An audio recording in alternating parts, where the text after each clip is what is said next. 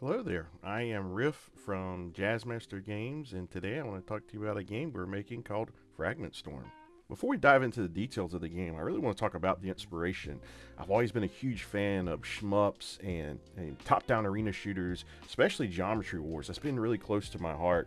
And having something new and fresh with that inspiration and mixing in some new ideas, especially from things like roguelites that we see today, like Megabonk or even Vampire Survivors, this mesh up together really inspired me to come up with a concept that eventually led to Fragment Storm.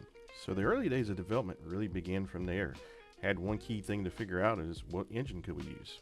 Given I have C# experience, I could have used Unity, I could have used Godot, but I decided to use Monogame.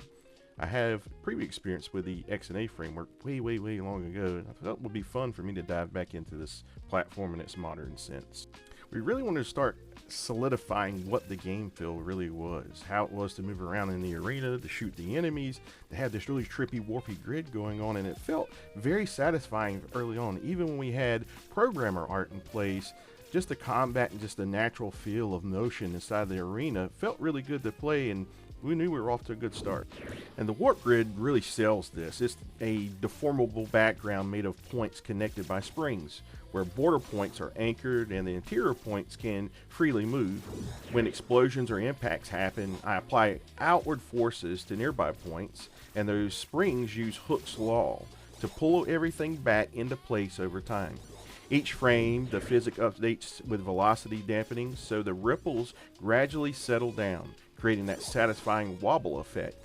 The grid is rendered as glowing neon lines between points with colors that change based on which zone you're in. One key thing that stands out for us is the fragment system itself. You start with one fragment, but collect up to 5 that can be used in offensive or defensive positionings, as you can see here, that really help you up the ante when you're in your waves. This really helps us stand out against other arena shooters. On top of that, each time you level up, you'll get 3 random options you can choose from to level up your character. We've really been focused on a lot of UI improvements across the board and just fleshing out what the game should look like from different menus from that perspective. But we've also laid out kind of the design for the different prisms that you play as. There's different versions of the player that you'll play as in different zones that you'll also play through as well in the game. Lots of improvements even from the players. You can see here with our movement ability, this is a knockback ability. Now the player is able to do movement abilities that serves as an attack. You can not only shoot the attack, your enemies, you can also attack them via movement abilities. We have a drive attack, we have a rift attack, slam attack, many different ones. Some knock back, some do damage, but while the player is moving in these movement abilities, they're invulnerable during that gameplay.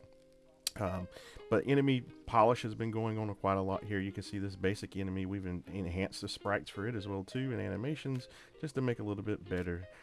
Gravity well movement ability, which is really cool. It sucks the enemies in, and then a teleport ability, and then my absolute favorite one, the slam ability.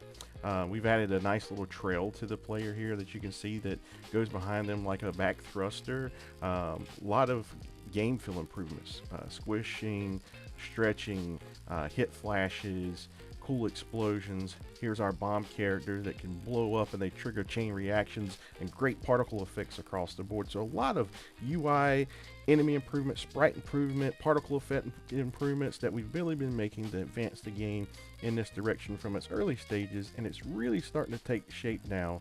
As you can see here, even with our death animation that we've been working on. But what's really cool is this new player animation. Yeah, this new animation really adds a lot of value. It's designed in such a way that gives a great 3D effect with really cool Newtonian movement in place here that really gives great inertia and a feel of a weighty ship flying through space. I couldn't be more happier with the direction, this new direction of the player sprite and how we've designed it. It follows now the mouse movement as well too, or the cursor, with W being forward thrusters, D being kind of back thrusters, and we also have left shift, as you can see here, to do kind of a boost through space. This is really being fun, and it fits well even with what we have in place with our existing movement abilities, as you've seen earlier. So couldn't be more happier than this. Here's a charged attack that we're working with as well too, that hadn't quite finished. A lot of cool stuff baking in. So we appreciate your time today. I thank you for watching.